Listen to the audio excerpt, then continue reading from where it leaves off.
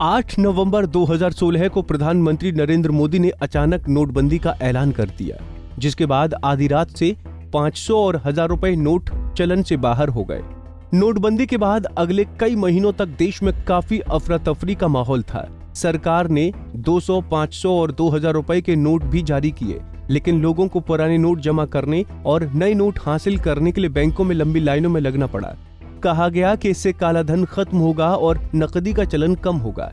आज इस फैसले को 5 साल पूरे हो चुके हैं। आइए जानते हैं कि नोटबंदी के बाद इन 5 साल में कितना बदलाव आया। आंकड़े बताते हैं कि नोटबंदी के 5 साल के बाद चलन में नोटों की संख्या में लगातार वृद्धि हो रही है।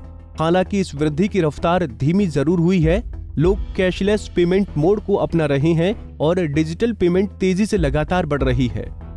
मीडिया रिपोर्ट्स में दिए गए भारतीय रिजर्व बैंक यानी आरबीआई के ताजा आंकड़ों के अनुसार 4 नवंबर 2016 को वैल्यू के हिसाब से 17.74 लाख करोड़ रुपए के नोट चलन में थे, जो 29 अक्टूबर 2021 को बढ़कर 29.17 लाख करोड़ हो गए।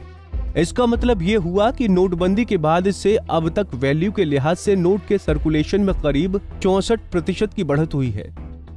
पिछले एक साल की तुलना करें तो आरबीआई के मुताबिक 30 अक्टूबर 2020 तक चलन में नोटों की वैल्यू 26.88 लाख करोड़ रुपए थी। 29 अक्टूबर 2021 तक इसमें 2,28,963 करोड़ रुपए की वृद्धि हुई।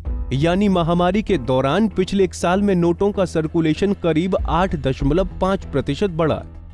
वित्तीय वर्ष 2020 और 21 के दौरान चलन में रहने वाले बैंक नोटों के वैल्यू में 16.8% और मात्रा में 7.2% की वृद्धि हुई थी, जबकि 2019 और 20 के दौरान इसमें क्रमशः 14.7% और 6.6% की वृद्धि देखी गई थी।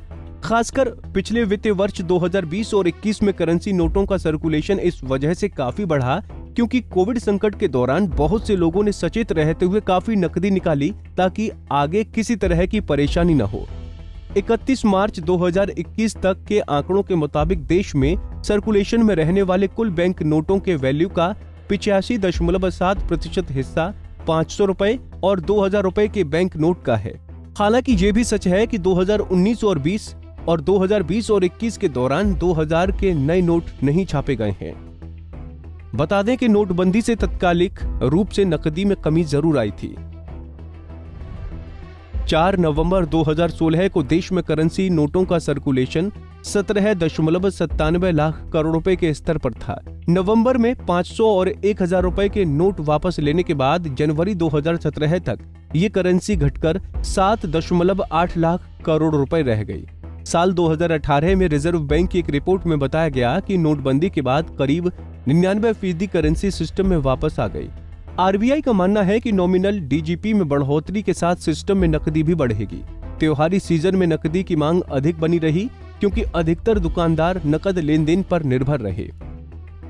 नोटबंदी के 5 साल के बाद नकदी के चलन के साथ डिजिटल लेन देन भी तेजी से बढ़ा है। एक रिपोर्ट में दिए गए आधिकारिक आंकड़ों के अनुसार डेबिट और क्रेडिट कार्ड, नेट बैंकिंग और यूनिफाइड पेमेंट इंटरफेस यानी यूपीआई जैसे माध्यमों से डिजिटल भुगतान में बड़ी वृद्धि हुई है। National payment corporation of India यानी एनपीसीआई ने अपने लेटेस्ट डेटा में बताया कि अक्टूबर में यूनिफाइड पेमेंट्स इंटरफेस यानी यूपीआई के माध्यम से देश में 7.7 लाख करोड़ रुपए यानी करीब 100 अरब डॉलर से अधिक का डिजिटल ट्रांजैक्शन हुआ।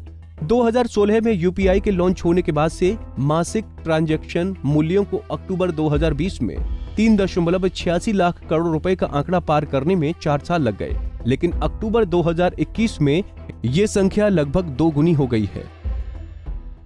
हमसे जुड़े रहने के लिए हमारे YouTube चैनल को सब्सक्राइब करें और नई वीडियो की नोटिफिकेशन के लिए बेल आइकॉन को दबाएं। अगर आप ये वीडियो Facebook पर देख रहे हैं तो लाइक जरूर करें और ज्यादा से ज्यादा शेयर करें। धन्यवाद।